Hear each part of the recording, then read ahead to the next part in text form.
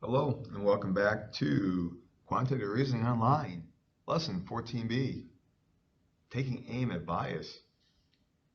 And we just did the tutorial not too long ago, and I presume you're here now to look at the questions. So let's work on the questions, 1, 2, and 3, and 4.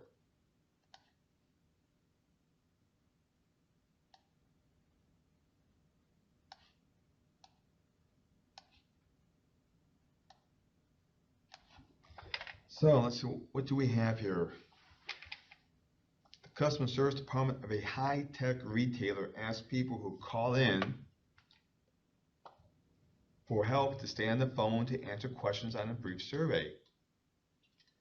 Only about 30% of callers agree to participate. Other 30% are, don't waste my time, or don't have time, or no thank you. What would be the effect, or just hang up? What would be the effect on the data that are gathered?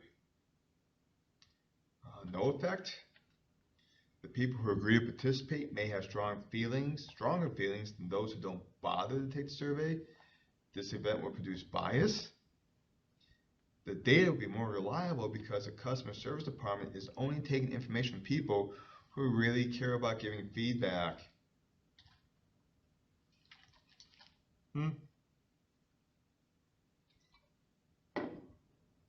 I think we pretty well did this in the tutorial that we're basically having a skewed representation of the population that we're sampling for the surveys. So B.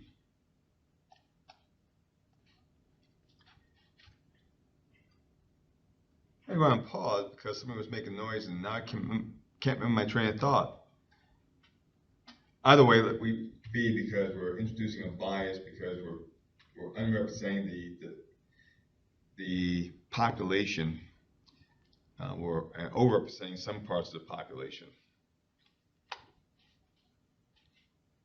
Final check. Check, check.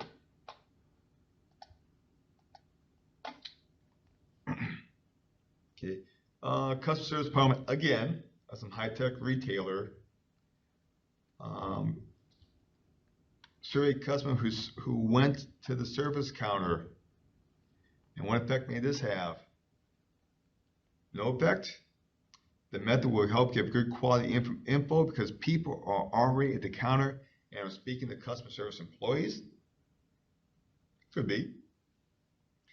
Many people would not be represented by this data gathering method. People who do not need customer service may feel differently than those who do. And you gotta get in a survey, you gotta get both sides of the argument.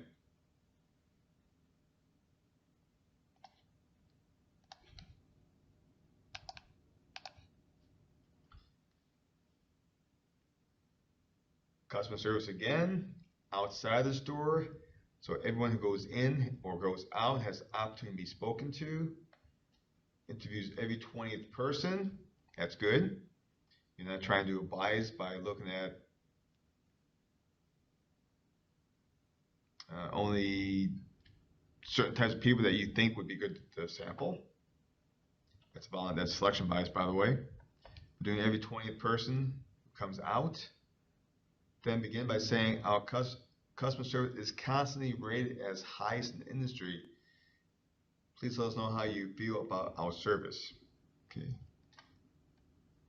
A leading question. That's a lousy. So a leading question. An influencing question.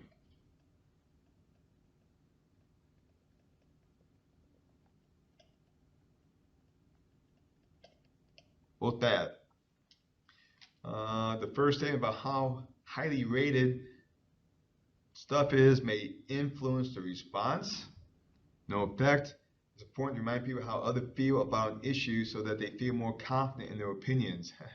Again, you're influencing.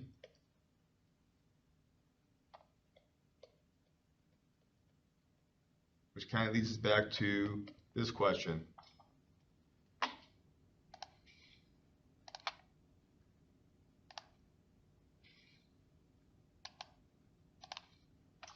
And last question.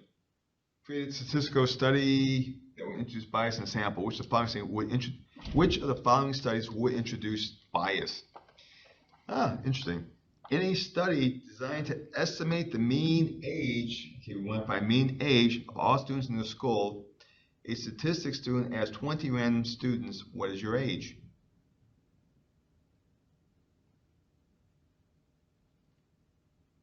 Okay. And a study designed to estimate the distribution of ethnicities in the school. A statistics student asks 100 random students, what is your ethnicity?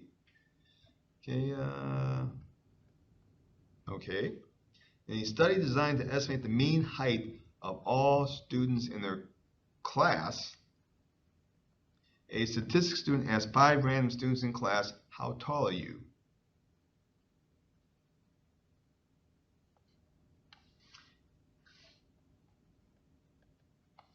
Okay, I've read it.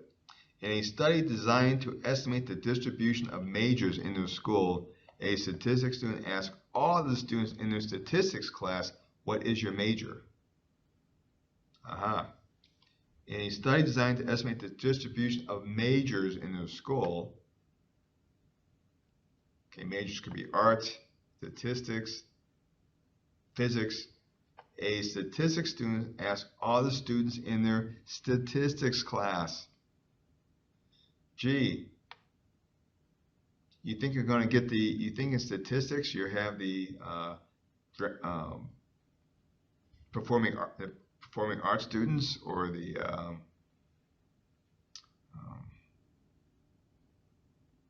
I don't know, basic education. I'm trying to think of something that doesn't need statistics.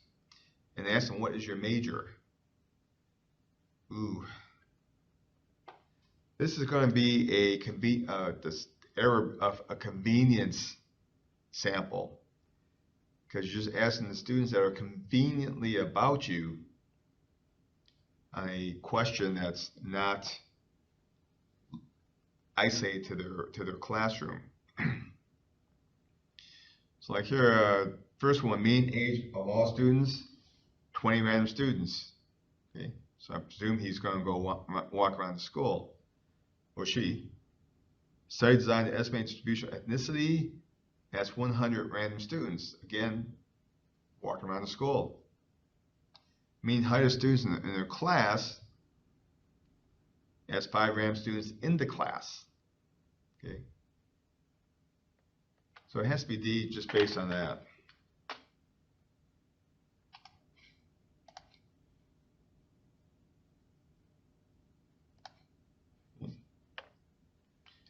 Ooh, now what type of bias was introduced in the study? Response bias was introduced because the question is worded. Hey, what's your major, dude? Okay. We'll do that.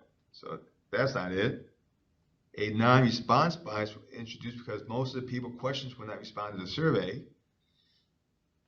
And it wasn't a survey. We walked up to someone. A selection bias was introduced because the selection was a convenience sample and was not representative of the population. That's definitely the case.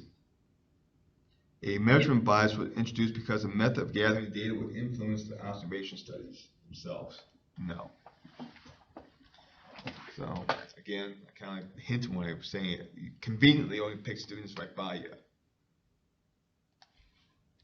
Convenience sample.